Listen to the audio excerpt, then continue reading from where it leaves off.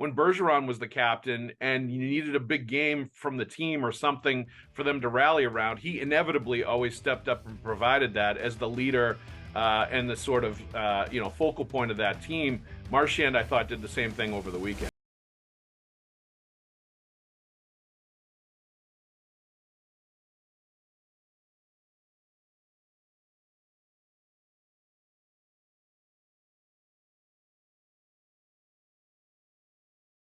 Joe Haggerty. You can find my work at joehaggerty.substack.com. Join with a premium membership to get all Bruins and NHL content sent directly to your inbox via email. I also cover the Bruins for Boston Sports Journal, so you can go to bostonsportsjournal.com, check out my columns after every single for the game for the Bruins, and I also do a reader chat, subscriber chat with them once a week as well. With me on the podcast today are friends and colleagues Mark Divver from the New England Hockey Journal and a longtime friend and colleague also Mick Colageo. Mick, please plug away and tell them where they can find your work. My rink wrap blog is now independent. rinkwrapmc.com. I link to it on X, Twitter, and you can also read me on weekend columns in bostonhockey.now. bostonhockey.com, bostonhockeynow.com. You'd think I would know this by now. And I'm also in the hockey news with the seasonal issues. That is an excellent pitch right there, Mick. All right, let's thank our sponsors as well. FanDuel Sportsbook, $150 in bonus bets with any winning $5 money line bet. Visit FanDuel.com/Boston to kick off the NFL season, or NHL season, NBA season, NFL season. Everything is going right now. Also, Factor Meals, America's #1 ready-to-eat meal kit. Delicious meals ready in 2 minutes. If you're busy and on the go like I am, head to factormeals.com/Haggs50 and use code Haggs50 to get 50% off your first box. All right, let's get right into it. The Bruins lost 3 in a row. They had allowed 17 goals in that 3-game losing streak. They looked pretty bad in the 3-game losing streak, but they've come back and won 3 in a row. They got a get-right game against San Jose that they won 3-0, and then a couple of solid wins over the weekend.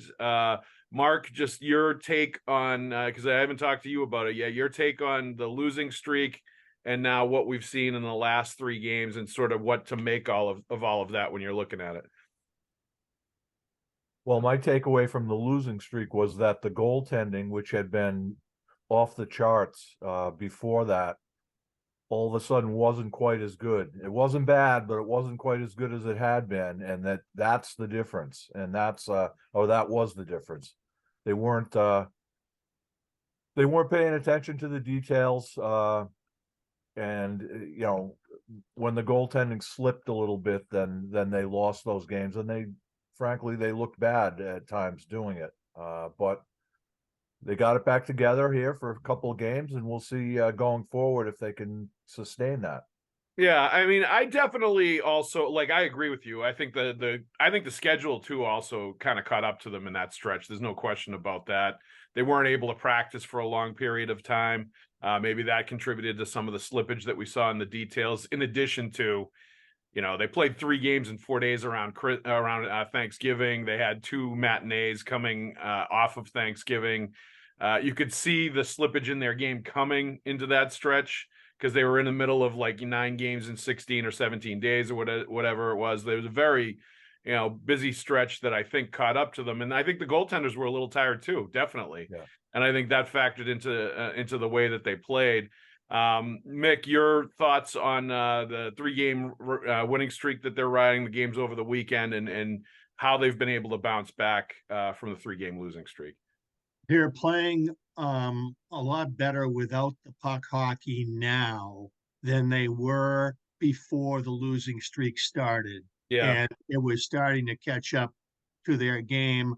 And to their credit, as a team, we all thought, well, boy, the culture will be intact, but they're probably not going to be good enough to win very much other than just get into the playoffs.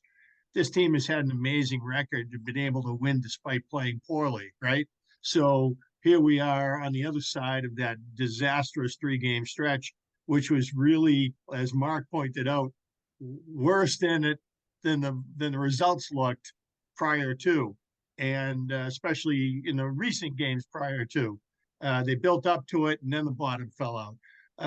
So now it's they're checking harder. They're much better all over the ice. The 200-foot game for every player has been just a lot better. Just ratcheting up that intensity and playing more physical. And for the Bruins, that unfortunately the ceiling on playing more physical generally just relates to checking hard.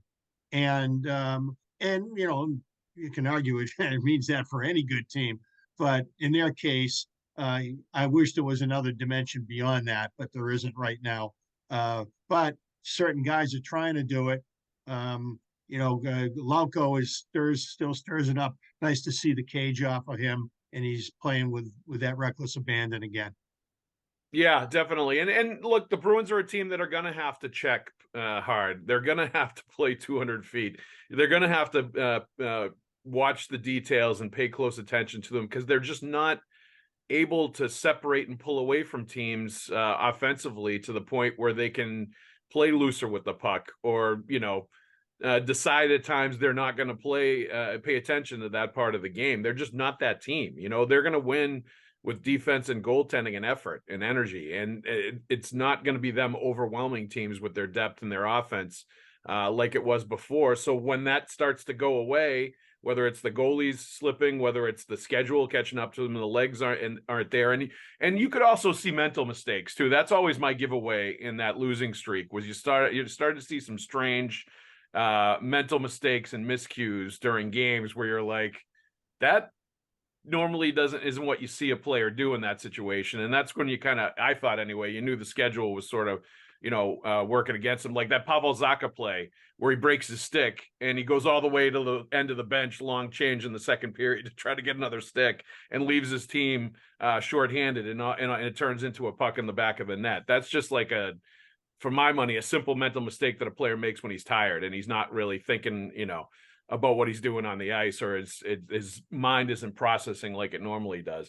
That reminded me of Roman Hamrlik in Game 4 at New York in 2013, when the fourth line of the Bruins was pouring it on the Rangers in overtime, and Hamrlik was just so gassed that in the middle of the whole cycle, he just starts plotting a diagonal line toward the Ranger bench, like waving the white flag. And I'm thinking, this is it. They're getting their changes. Here comes Krejci. And next thing you know, you figure the Bruins are going to end the series right there. But one funny bounce off the boards and it went the other way. But, I felt bad. I felt bad for Ronan Hamrlik in that series, because Lucic just beat the bejesus out of him, hammering him in the corner on the forecheck. And I think he was no mas from him at that point too in that series. No question about it. But getting back to the weekend and what we saw out of the team, one of the big takes I had was, and I wrote about this, was Brad Marchand. I felt like this stretch over the last couple of weeks was, you know, him really becoming the captain of this team and becoming the leader of this team, not only leading them through the losing streak and making sure that, you know, everybody stayed on the same page when things can start to stray a little bit when the team isn't playing well. And then coming right into the weekend where he kind of threw the team on his shoulders with some great plays in both of those games that they won over the weekend, whether it was, you know, jumping Nylander in overtime, where William Nylander, I don't think ever expected Marchand to be in his face in that moment.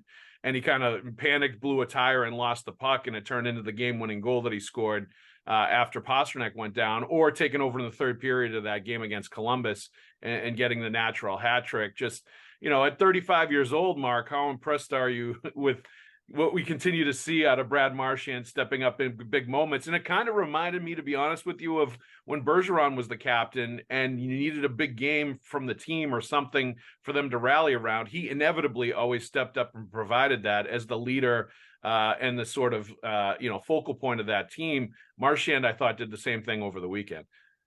Yeah, I agree. And, you know, he really has, I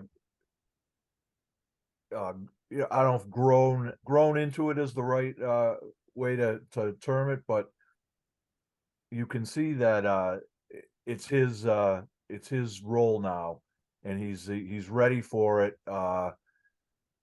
You know, you kind of detected, or at least thought I detected a little bit of maybe questioning when he's not out there with Bergeron and Pasta now. He's out there with different line mates. And the body language a little bit, kind of says that, this is uncharted territory for him. What's going to happen? Is he still going to be able to maintain his level of production? And but no frustration with it, which we've seen in the past out of him. Not recently, but he's kept it in check, his emotions in check, and really coming up big this weekend was really a special thing for him, I think, and given the fact that he had a death in the family on top of it, really really was something to see his performance. What'd you think of the natural hat trick there, Mick? That was pretty impressive. He's a very emotional player. So He is. you match it up with real life, and the intensity of what went on with the losing streak, and he probably feels a lot more culpable as the captain during that period of time, and that for him was probably a bit of a crisis, and that's probably why the only blip on the screen as far as him showing good self-control came up during that stretch. And so my legacy from the past week is we got consecutive generational player nights from Pastrnak in Toronto, and then and Marchand obviously made the great play to intercept in overtime and create and then finish that game. And then the Columbus, he just completely took over and shot the puck like I haven't seen him shoot it in a long time. Just that first one, that low shot that just was like a freaking laser. That was amazing. And you could just tell that he meant it and it wasn't over. And he kept coming and it was great to see. And so it was really fun. There's so many dimensions to this whole thing where on one hand, you got all these players that are, who's left? Well, you got Pastrnak, you got Marchand. Those are the first two names that come out of anybody's mouth. And then you get to think about the third guy. And, as far as who's the offensive power on this team. And we got consecutive games in which they both stepped up in ways that really were career peak things. And for Marchand to do it at his age is just incredible. Now, can't expect this kind of thing, like you're saying, Joe. You can't expect this every night. No. Going forward, well, and as good as other guys that can do that, and as good as they were, and especially Marchand over the weekend, that's how bad they were during the losing streak too. Like, let's be honest, like Marchand and Pastrnak and Zacha together were dreadful in two of those three games that they lost, and I think that was definitely part of the equation too, is maybe sort of answering that, because you did, Mark, to your point, you did start to hear some questioning of like, what's going on with Marchand. He looked a little slow and certainly a little behind the play and not like himself during that losing streak. And again, I think it's a 35-year-old guy that's in the middle of a very difficult stretch like that. There's going to be nights where he's going to look like that during the course of the NHL season, especially when he's trying to get used to playing with new players. That he's not, doesn't have the same center next to him that he's had for the last decade plus. So, all that stuff's going to play into it. But I thought it was just a really great answer from him over the weekend, an opportunity for him to step up and lead that team and show that he is absolutely, unquestionably the leader and the captain of that team and sort of the emotional focal point of that team. And I think he did all of those things. And it was great to see, because I thought it was a big answer coming out of a stretch where he'd struggled a little bit. And to both of your points, like the fact that he sort of opened up after the game against Columbus and talked about how important it was to him and how emotional it was to him, that winner in Toronto and that game in Toronto with all of his family watching up in Nova Scotia, when they were at the services for his grandmother. I think that was, that added a layer to it as well, of him really rising to the occasion and wanting to do something special for her and for his family. And it was great to hear that and see that. Score early this NFL season with FanDuel, America's #1 sportsbook. Right now, new customers get $150 in bonus bets with any winning $5 money bet. That's $150 if your team wins. If you've been thinking about joining FanDuel, there's no better time to get in on the action than NFL. The app is so easy to use. There's a wide range of betting options, including you got spreads, You get your player props, you get over-unders, and more. So visit FanDuel.com/Boston and kick off the NFL season. FanDuel, official partner of the NFL. Question about the Bruins, and I haven't written about this yet. I'm probably going to write about it this weekend, but sort of poking around the numbers, and I asked Monty about it yesterday. The Bruins lead the NHL in goals allowed, late game situations with the other team's goalie pulled. They've allowed 6 goals with the goalie pulled on the other side. They have not had a lot of empty net goals. Their success ratio in those situations is really not good. That's obviously going to be something that's going to come back to bite them later on in the year in important games and in the playoffs. And, to Montgomery's point, he mentioned that they've by far they lead the league in minutes played in 6-on-5 situations with the goalie pulled on the other side. And I think it speaks to how they're constantly playing in 1-goal games in the third period. They can't pull away from teams, so there's very tight games that they play in. So they've been in more situations where that has happened. So that plays a little bit into them allowing the most goals with the other team's goalie pulled. But I think it's definitely an issue. You can see them getting pushed around in the D zone and things getting a little chaotic around their net when another team is really pushing at them hard at the end of games. And a bunch of times, more than a handful, they've been able to tie it up. It happened again against Toronto before they won it in overtime. So just my thoughts, Mick, what do you see as the issue there? What do you think can be addressed? And how much of a problem do you see this being? Do you see this being just a weak point that the Bruins are going to have to overcome, or is this potentially an issue for them? Well, even if the goals against don't come in the direct result of a lost D zone faceoff, I think that there's a cumulative effect to not being able to win D zone draws. For sure. And even if the puck does go out of the zone and come back in, you're playing. I played some very, very, very serious beer league hockey in my day. No, down at Adelard Arena in Mount St. Charles in Woonsocket, Rhode Island, they had a short neutral zone, and we had to play. I'm like half serious with this, but it was just kind of to actually play the game a little bit. Sort of brings it home. I'm a defenseman on a team. I'm the oldest guy on the team, and these guys who we were playing that night played in that rink all the time, and they knew how to play that rink. They did what the Bruins used to do. They kept dumping the puck in, and every time you got to turn around and go back and get it, you're playing the whole game to retrieve under pressure, and these guys are coming at you from 3 angles, and you're trying to move it without turning it over. And that's the number one thing any pro scout ever talks about, any defenseman is the retrieval and a good first pass, right, Mark? And so I think that kind of pressure on a team, and this is what happens to you if you're not winning faceoffs. So I think that the fact that this is no longer a categorically good faceoff team, I think that is what I think is sort of a contributing factor here, even if those are not direct results all the time. I think there's a cumulative effect that they need to either get better internally or go get somebody. Yeah, and I think Monty spoke to that a little bit yesterday.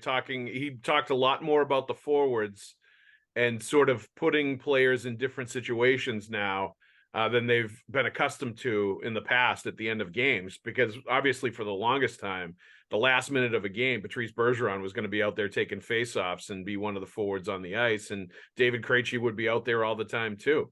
And, now they're forced to have different players in those situations.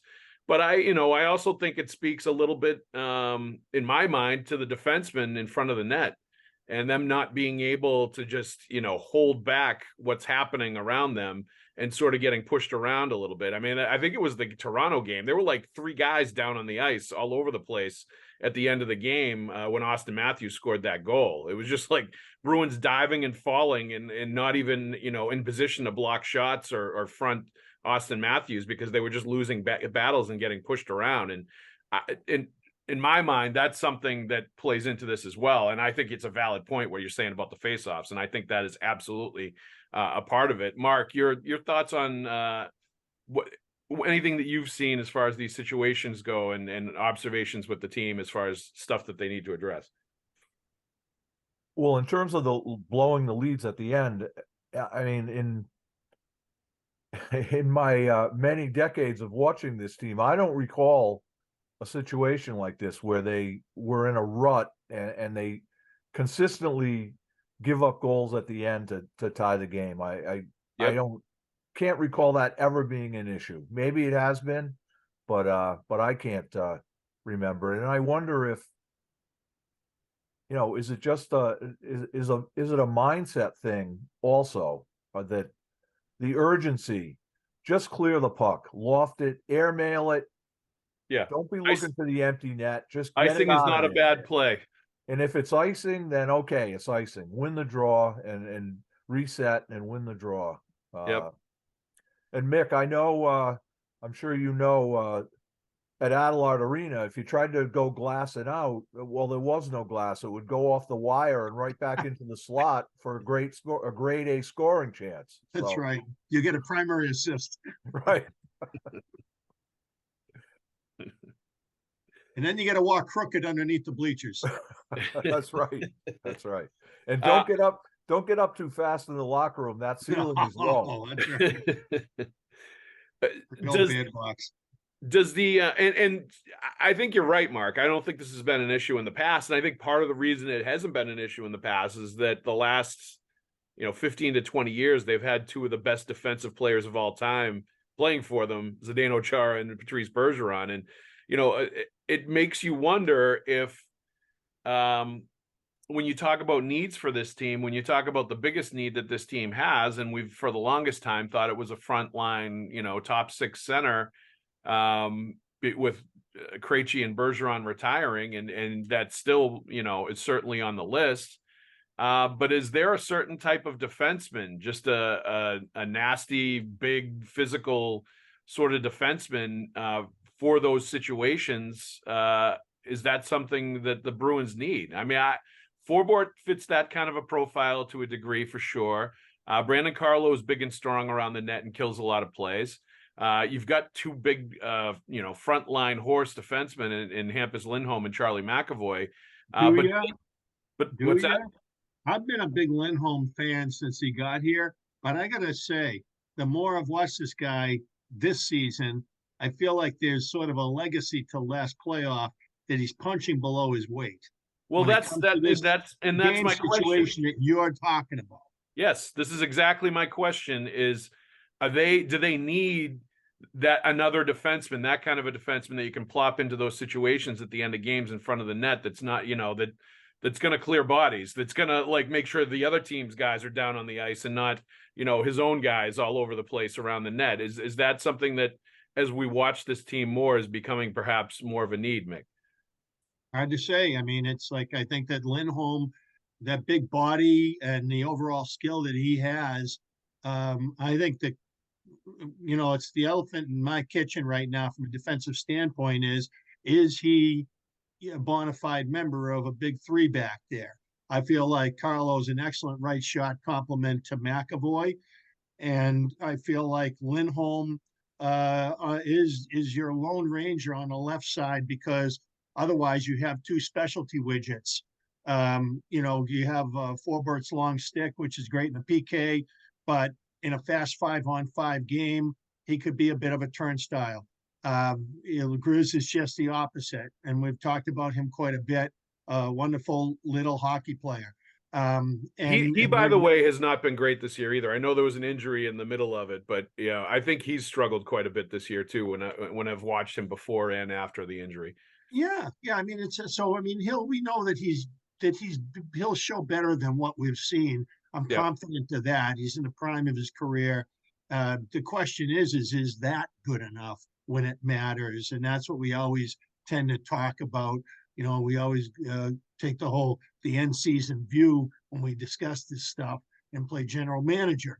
And to me, the gnawing question for me right now is Lindholm got it in here to get meaner. And that involves learning technique too, because if you're a coper rather than an eliminator of guys in front of the net. If you cope with that contact rather than initiate and eliminate people in front, and you're not the one standing over them taking a chance that the ref's going to whistle you, but instead you're the guy who's getting your foot caught between two guys, and while you're trying to find the puck, and next thing you know, you're on your ass, right? And so to me, that's sort of what concerns me with him. So there's a lot of maybes, ifs, and Mason Lowry was here, and they obviously like what they see there. But you know, and Mark is just wrote about him in Rinkside, Rhode Island, the good, bad, and ugly, taking a big hit in a game. So there's we are going to get to that for sure. Yeah, I'm excited to hear some of this. So yeah, I think that the left side is an unsettled question. Another top four guy, and yeah, would I like to see another Dmitry Orlov type presence over there? Sure.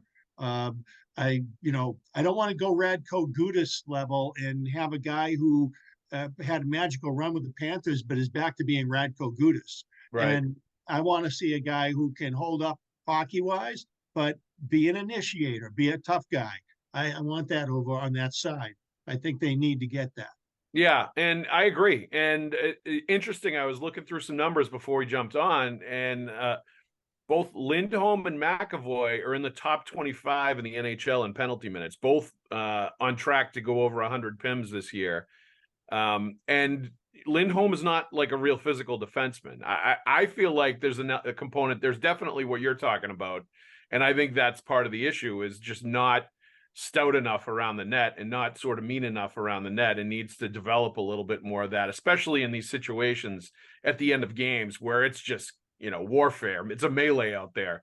I remember Dennis Weidman used that word once to describe what it was like out there at the end of games when you're around the front of the net. And it's an absolute melee, and you've got to be the aggressor instead of, absorbing it. But I think a lot of the penalties that he's taking are penalties because he's, not skating as well as he has in the last couple of years with the Bruins either. And I think that's a component of it as well, and I think that's affected his overall game. I just don't think he's been as good this year in any facet as he's been in the past a couple of years for the Bruins. What do you think, Mark, on the back end as it relates to blowing the late leads and sort of what they have personnel wise? Well, as far as Lindholm goes, you'd like to think that a guy could change his game and be better, but the point he's at in his career and his age, I think what you see is what he is. Right. Yeah, he could be stouter around the net. That you could say that about a lot of guys, but I don't know if it's realistic to think that he's going to change a whole lot as far as that goes. As far as getting bringing in another body, boy, I think Radko Gudas would be a great addition. Maybe that's unrealistic to think that they're going to get him given the money he makes and all that, but boy, he would address a lot of needs. I think there's a need for overall toughness, not just on the back end, but up front too. You're not going to switch him to forward, but right. They don't have a guy who the other team is nervous about when he's out there. Luch was going to fill that role. Obviously, that's not happening. Yep. But if it's not Gudas, I don't know who else it would be. Who you would look for to bring in that role.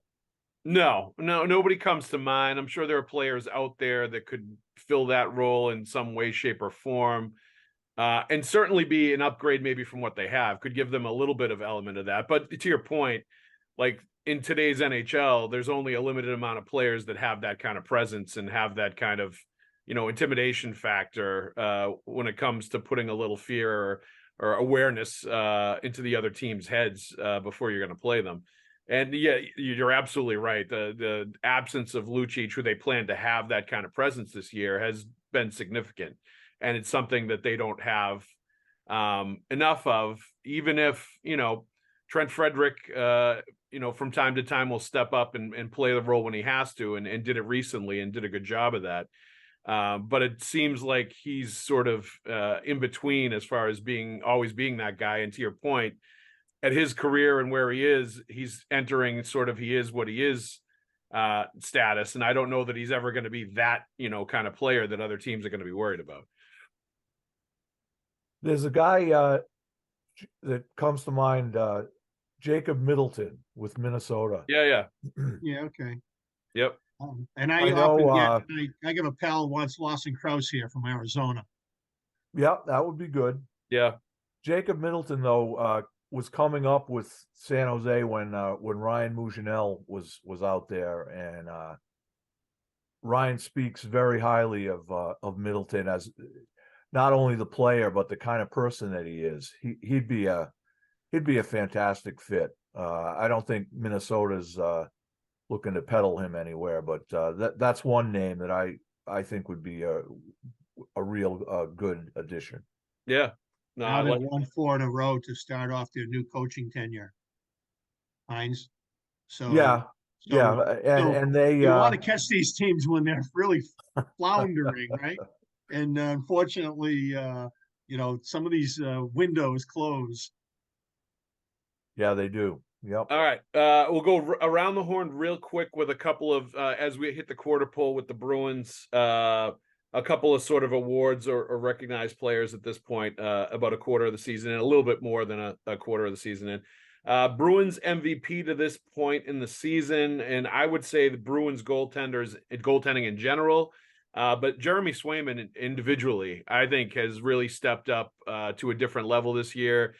Pitched a shutout in that San Jose game. Obviously, it was a really well-played defensive game, but I thought it was a great move by Jim Montgomery to go right back to him when he had pulled him the previous game in Columbus. He responded with a good game. I think on balance, he's been better than Linus Ullmark when he's played this season, and is continuing to sort of pull for more playing time and a bigger role within that goaltending duo. But I would give MVP honors to Swayman at this point. Mark, you're a Bruins MVP at this point in the season. I would agree with Swayman. I like the way he went at Monty a little bit when he got pulled. I think that's a good sign that the competitor in him, that he would not just sit over in the corner and sulk about his performance and being pulled from the game, but he confronted the coach, not disrespectfully, but he let him know what he felt, what he thought, and I think that's a good thing. Absolutely. Mick, your Bruins MVP at this point. Probably Charlie McAvoy, because if you don't have him, you're in a world of trouble. And anybody else as an individually, you just take him off the team and play this many games. I feel like the team has a reasonable opportunity to match, if not come close to what it's done. But I think if you pull him off this team, then the Bruins are in big, big trouble. If he blew out his knee or something, then I think that'd be a massive problem.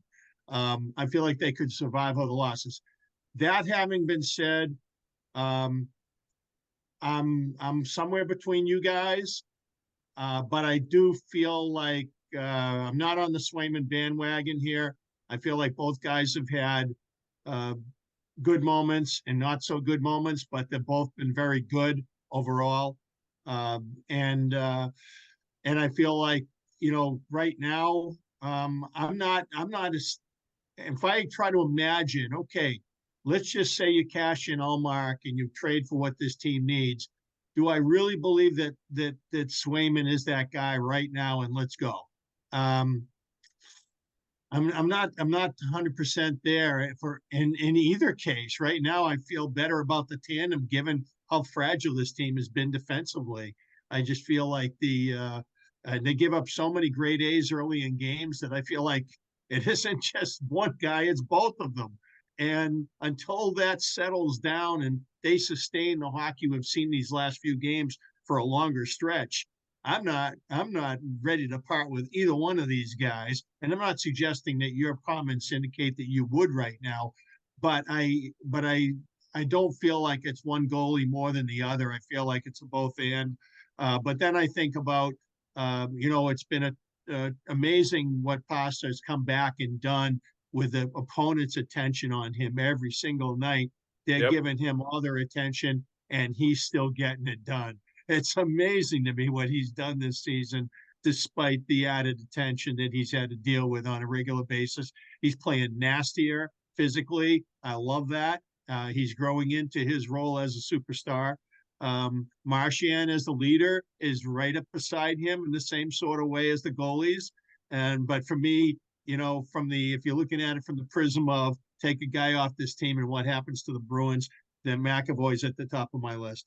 Yeah, and obviously when a team is, what are they, 17-4-3, you're going to have a number of players that are quality candidates for an MVP type thing, given the start that they've had. And I agree with you. I think Pastrnak, on balance, has been at least as good, if not better, than last year. Certainly, he is the game breaker and the main guy to get things going offensively. And the team really is going to struggle offensively if he goes into an extended slump at any point. And he's become a better leader as well.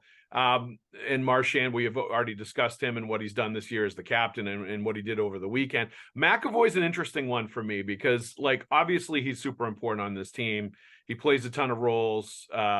Physically, I think he's one of the tone setters for this team in a big way. And we talked about this last week where there's been, I think, a little trepidation with him being that guy recently since that coming back from that 4-game suspension.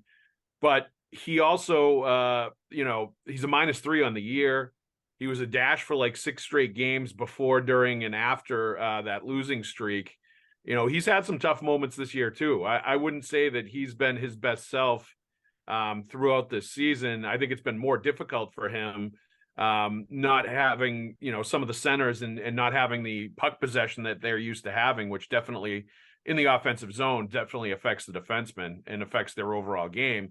But I don't know that he's been the best that I've ever seen him this season, but he's still been very, very good, obviously. And he's, picking his spots a little bit. Yeah, I'm not touting him as very, very good as much as I am very, very important. Yes. I'm not disputing what you're saying. In fact, I feel like after he hit Ekman Larson and had that suspension, it took him a few games to get back that mojo. He really looked to me like he was playing around the game a little bit, trying to feel his way back before he started playing with that same physical confidence that we like to see from him. Unsung hero to this point, and I'm gonna go Charlie Coyle because not only does he play a huge role in the penalty kill, he's become a big face-off guy for them. He's become a player that will take on the other team's best line and play more of a checking role when it's necessary. I think the line when he's out there with JVR and Trent Frederick has been, at points the best line that the team has had, and one that Jim Montgomery can rely on. They've played that well together for long stretches. But you look at the numbers now too. He's posting really good offensive numbers, and he's been one of the offensive stars of this team and providers. He's on a pace. He's third on the team in points, third on the team in goals. He's on pace for over 30 goals and almost 70 points. And who knows if he's going to be able to keep this up, but he's really stepping up and providing the kind of play that you needed from somebody at the center position with Krejci and with Bergeron leaving. And he does it without a lot of fanfare, without a lot of hype, and without a lot of attention thrown his way. But he's been truly an outstanding player in all facets for the Bruins this season. Mark, you're unsung hero. Well, I have two, Brandon Carlo and Pavel Zacha. Carlo, has been a rock back there and has been nastier than he has been in the past. I like that. And Zacha, he's not Patrice Bergeron, but he's been very good most nights. And that was a question coming into the season. Could he kind of raise the level of his game a little bit? And I think he's answered that in the affirmative so far. Definitely. Mick, you're unsung hero. Yeah, you know what? I think that the Coyle is a great pick. To me, he's the leader without the letter, and he has been for a little bit here. And this year, it really comes forward that here's a guy that if you had another 8 hand out, he'd be wearing it. You could argue that he should be wearing it anyway. So he's been terrific. And you're right. Incredible how many draws he's taken and that he has the best percentage on the team. Well, Beecher actually is 56% on draws, but he's taken substantially fewer, and he takes them in different matchups. Coyle gets the heavy lifting, and he's been getting it since Bergeron and Krejci got older. He's been getting a lot more of that heavy lifting. And so for him to, like you said, Joe, put up 9, 11, 20 in 24 games, and to do this, given his matchups and his, I'm amazed he only plays 17, 26 average a game. It's hard to believe he's not, scratching at 20. Given your opportunity to have this monster out there for 1/3 of a hockey game, you get two people like him. It's a great formula. But I do like the Zacha talk too. I feel like he's really shown his ability to run with the big wheels here, and I love how that guy skates. And he's had a couple of down moments this year, but I thought that he really responded well to them. That first blemish on the record was on his stick, and I thought that he played great after that. Some nights when the Bruins are, I think this is still a learning curve for him. So when Zacha doesn't look good or it looks kind of cloggy out there for him, I think that doesn't mean that he's bad. He's figuring it out still, and so, so he's been good. I'm really impressed with what he's done. That's I think Coyle's a great pick there for me. Yeah, and I agree with Zacha. I think his production is actually fairly similar to Coyle's, and he's been, on balance, a very good player for them, stepping into a much bigger role. And I've liked that as things have gone on, he's developed a little more chemistry with Pastrnak, which at times I didn't see it as much when they were playing together. But I think you've seen instances of them, sort of being on the same wavelength, him setting them up for offensive plays and them sort of figuring each other out when they're on the ice together. So that has been a positive as well. And he also, like, every once in a while, Zacha will do one of those Patrice Bergeron style back checks where he just hustles back into the play and doesn't give up on it and ends up breaking up a play at the other end because he's just putting the effort in and playing, the 200 feet, which I think is also necessary if you're going to be a big time center. So credit to him. Bruin most in need of improvement, and I went with Hampus Lindholm for all the reasons that we discussed before. Mick, who would your choice be? DeBrusk. Monty's pumping his tires every time I look up, but I feel like DeBrusk is much closer to being the flyby player of 5 years ago than the really play through the game and go right through that minefield guy that he was a year ago. And I'm, sometimes he plays good games. Sometimes he does something amazing out there and it gets my hopes up for him. Oh, the pucks will start going in. And then I see some games from him that I just feel like, man, I don't know if it's in his head because it's a contract year and he's not signed, and what Bruin has ever come back when he's been UFA his whole final season. Does that ever happen if you're not in a year-to-year thing like Chara or Bergeron? So for me, I'm looking at him and I can't get my eyes off him when it comes to this. I can imagine settling into what Lindholm is, as Mark says. You are what you are at your age. You're 30 years old. If that's what he is, that's fine. But give me a guy on the other pairing who can be more in that Gudis mold, more of that Trouba guy. You're not going to get that guy, but you can get somebody who subtly brings more of that. And I'm okay with Lindholm if there's somebody on the left shot side who's going to play monster minutes, is going to take any matchup, but plays with more physicality. Then I can deal with Lindholm. Similar to St. Louis when I think about Petrangelo, Parayko, and Ballmeister. Maybe Lindholm is Ballmeister, and if that's the case, fine. But you got to have somebody else. He can't be the only one over there. So I'm not down on him as much as I wish there was something more there, and whether or not this is the right way for the Bruins to try to build out a champion That said, I got to say that I'm not settled on the DeBrusk thing. I just feel like he's the guy that I'm waiting for. Mark, most need of improvement at the quarter pole of the season. Yeah, I'd have to go with DeBrusk. And he's another guy that, consistency throughout his career in Boston, it hasn't been there. Nope. Which, like Lindholm, makes me think that, okay, this is who he is. This is the guy that he is.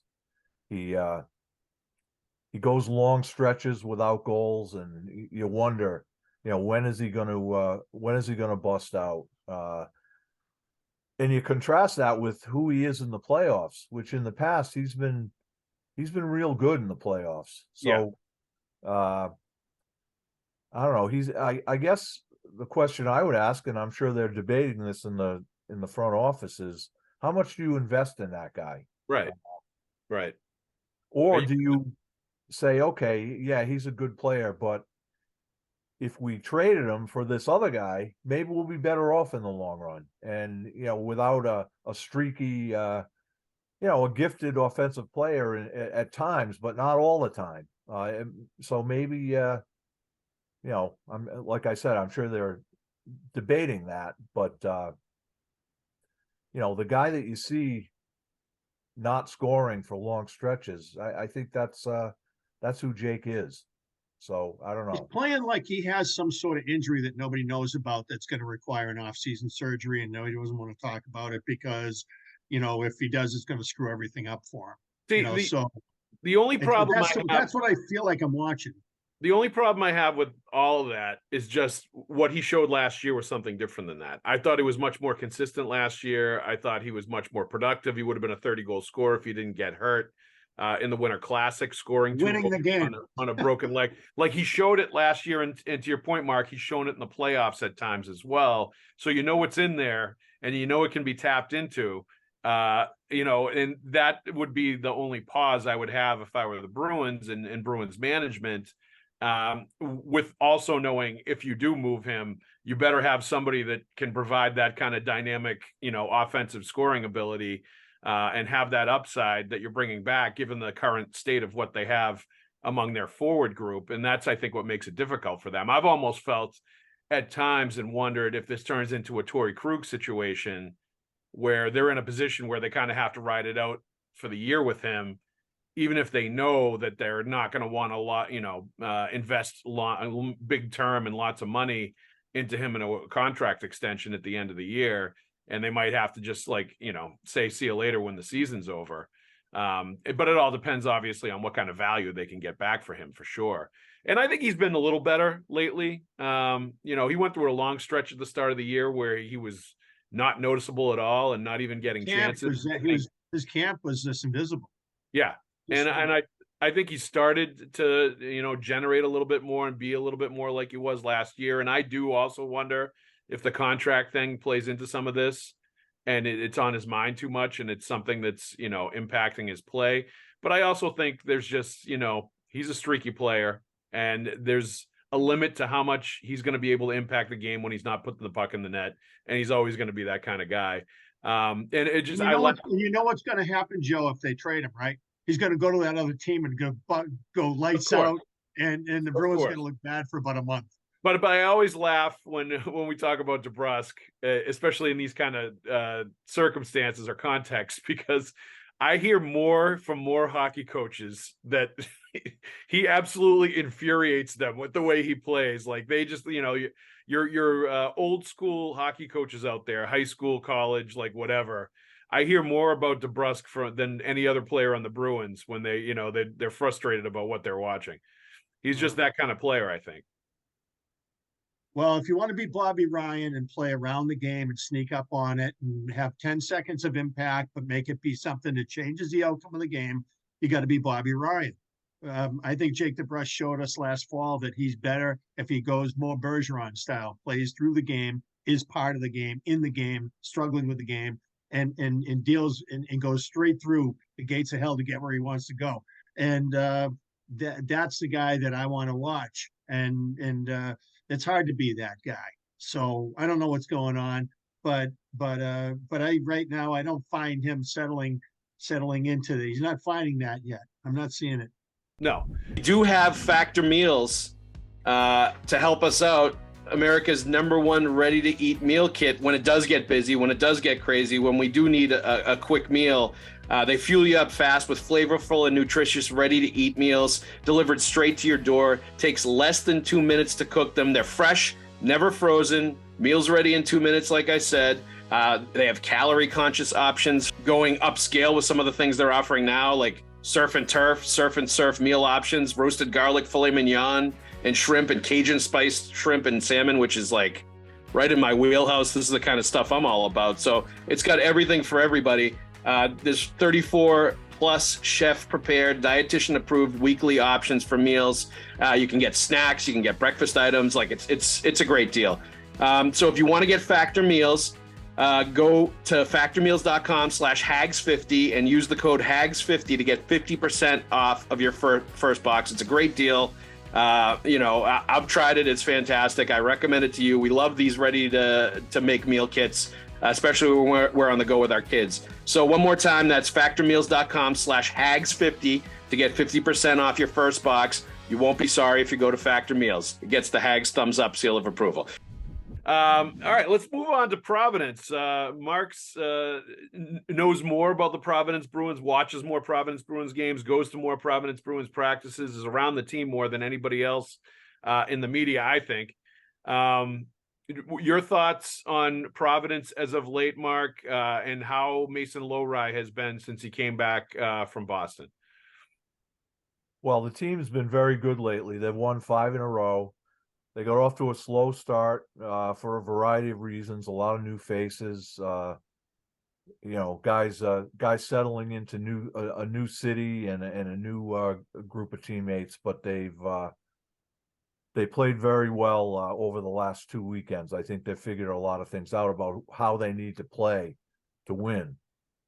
As far as Mason Lowry goes, he's been pretty average since he came down. And I don't think that's all that surprising. At least it isn't to me. You don't see guys grow by leaps and bounds in the American League. At least I don't. Yeah.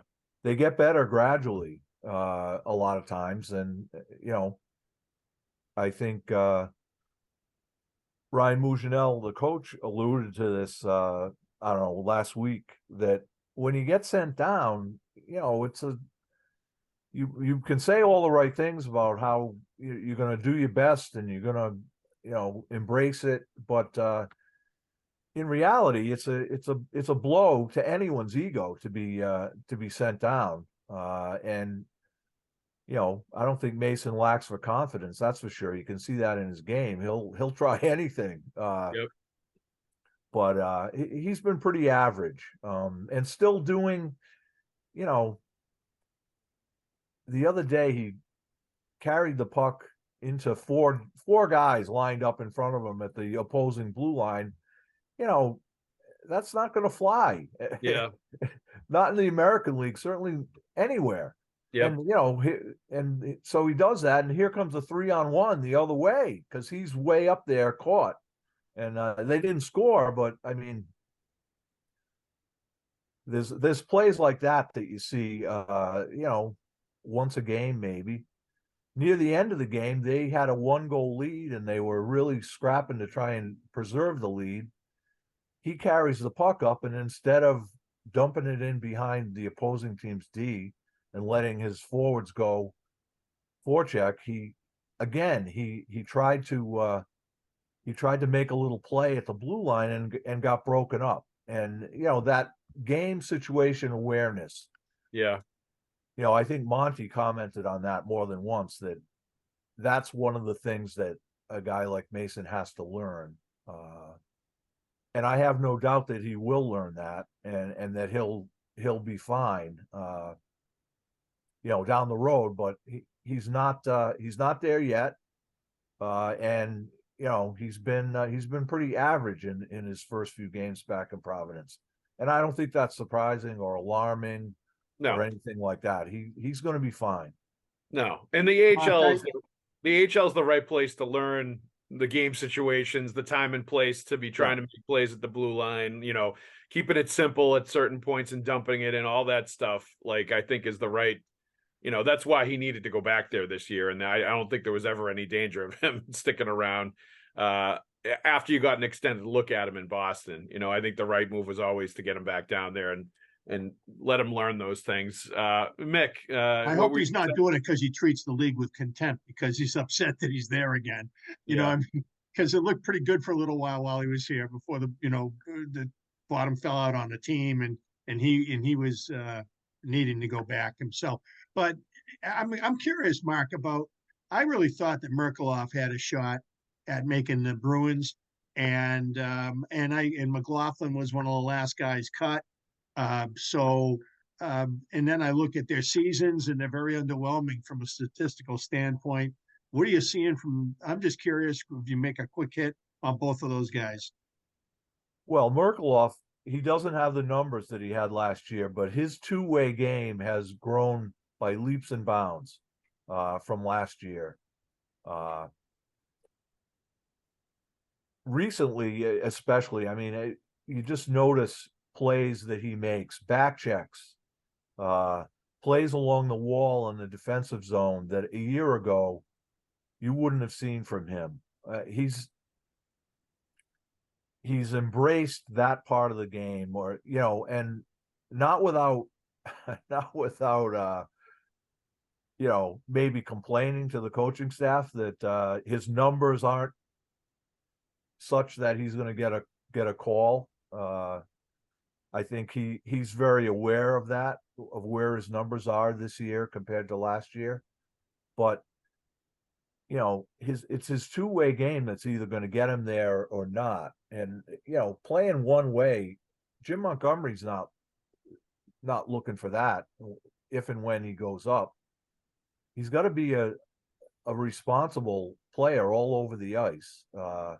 And if he does that, I think the offensive part will come because he's such a smart offensive player. The numbers don't reflect it, but I think he's been very good, to this point. How are they using him? He's a left wing, and who's he playing with? No, he's a center. So he is playing center. Oh yeah. Okay. Yeah. He hasn't played much left wing at all in Providence, either last year or this year. This year, I don't think he's played it at all. With who was the guy that who they let go last year was playing with him? High scorer. Vinny Lettieri? Yeah. Were they not sort of interchangeable and moving around at one point? Well, on the power play, they were deadly. Both of them together on the power play were really good. But yeah. No, Vinny played right wing at times with Merck, but Vinny went back and forth between center and right wing. Okay. Not always with Merck. Okay. Now, Mark McLaughlin, his offensive game has withered, I would say, this year. The chances, he's not taking advantage of his chances. So that's a concern, but boy, he does all the other things. He as far as being responsible defensively and on the forecheck, playing hard, finishing his checks. He does all the things that, those of us who've watched him for a long time in college and on into the pros, the thing you love about him is that part that he plays so hard and responsibly. I wouldn't. He could certainly come up and play on the fourth line as a center or right wing, and would fit right in. But the offensive part has not come easily for him this year at all. How impressive is Farinacci been? His numbers obviously seem to be very good. He is a very subtle player. You really got to pay attention, I think, to appreciate the things that he does, the little plays that he makes, the smart decisions that he makes. Ryan Mouchinel likes to joke that, obviously he's a smart player because he went to Harvard, but there's a lot more to it than that. He's just a cerebral player that does little things that add up to wins. I think they got a real good, a nice prospect there. I think he's looking at probably a full year in the American League and then see where he's at, in training camp next year.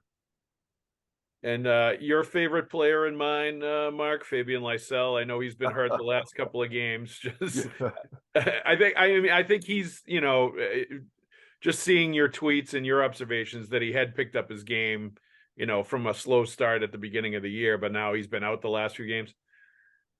Yeah, I don't know what to say about this guy. He started slow. He got benched one afternoon along with Merkloff, and he responded, with some good play. And the thing about him is when he plays well, my first question is, what took you so long? What have you been doing that's been holding you back from this? Why can't we see this? Why aren't you banging on the door to get a look in Boston? He's not doing that. And now he's got some injury. I don't know. I saw him. They said they kind of intimated that, oh, that wasn't a bag skate. Well, I know what a bag skate is when I see one. They had him on the ice doing, all kinds of skating things, and he didn't play Friday, he didn't play Saturday, he didn't play Sunday. He skated hard every one of those days. Now, Evan Gold tells me it's an upper body injury, and I'll take him at his word. Okay, they're not holding this guy out if there's not an injury, if there's not something. But to see him skate that way and in practice, and yet he still is not playing in the games. I don't know. That's I got to question that. Is it I've heard kind of rumblings that, oh, maybe it's his wrist or some kind of upper body thing. I don't know. You've seen a lot of ducks over your life, and this one looks like a duck and walks like a duck. It's a mystery inside an enigma wrapped up in a question mark. Whenever the wrist thing, the first thing I thought of was, I remember when many years ago, somebody was injured. I asked Bruce Cassidy about it. Is it an upper body injury or is it a lower body injury? And he looked at me and he said, well, Mark, it depends on whether he's waving goodbye or wiping his butt.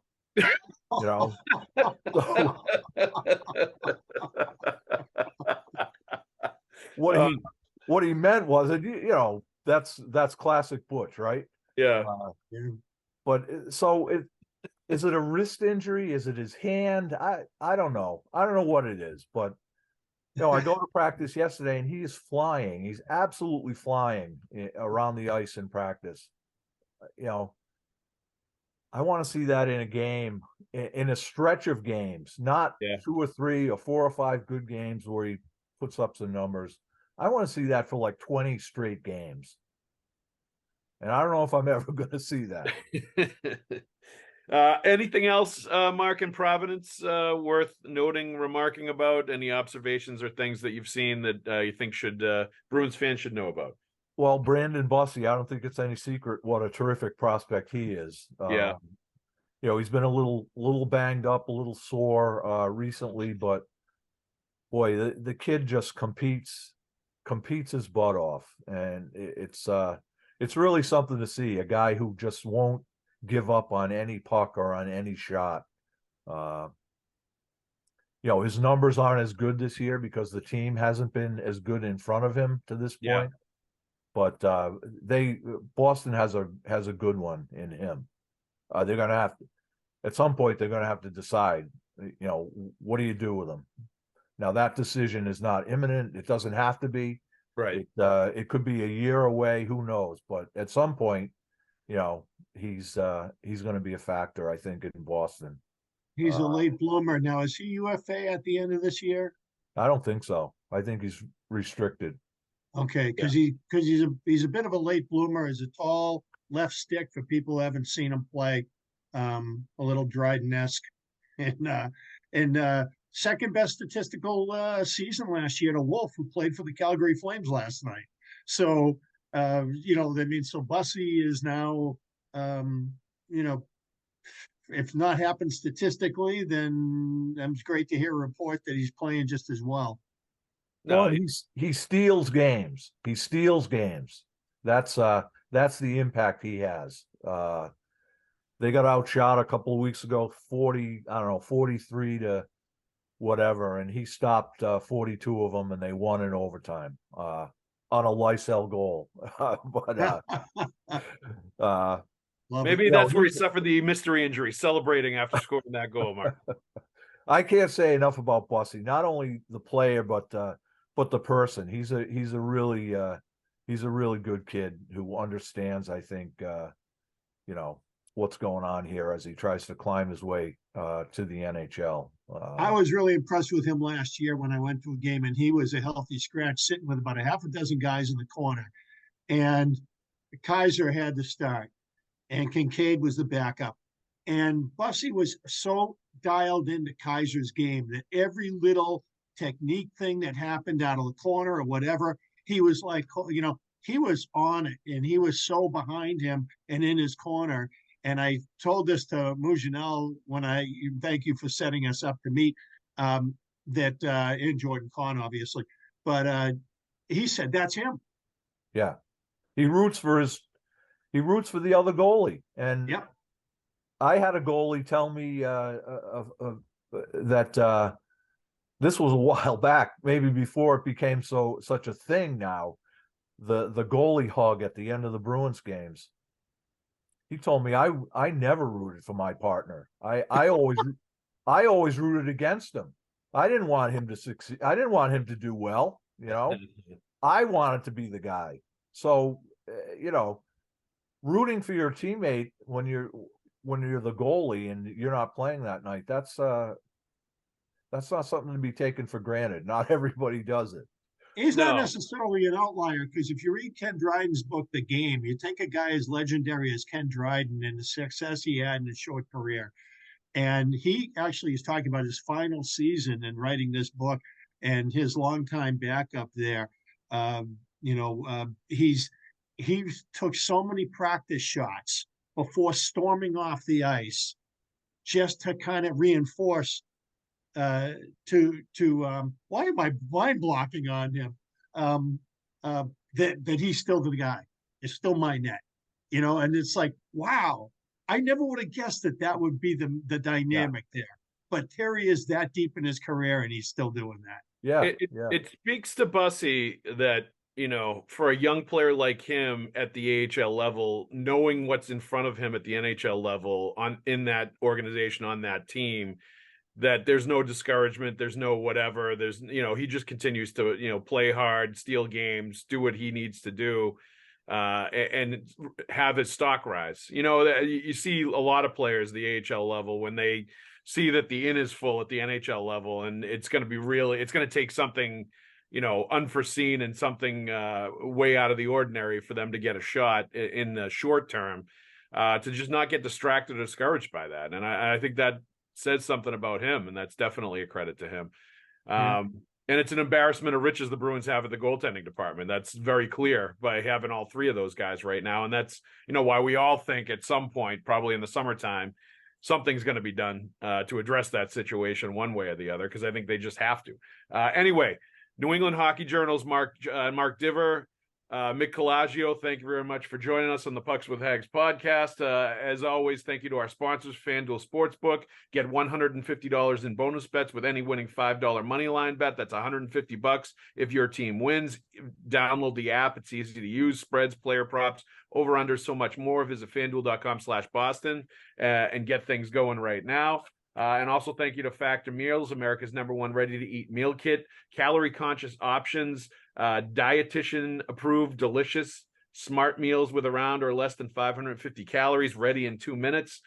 Delicious meals. Just pop them in the microwave. They're good to go. Head to factormeals.com/Haggs50 and use code Haggs50 to get 50% off your first box. Mick, Mark, thank you very much. Good to see you guys. Bunny LaRock. Until next time. All Take right, it easy, thanks, guys. Joe.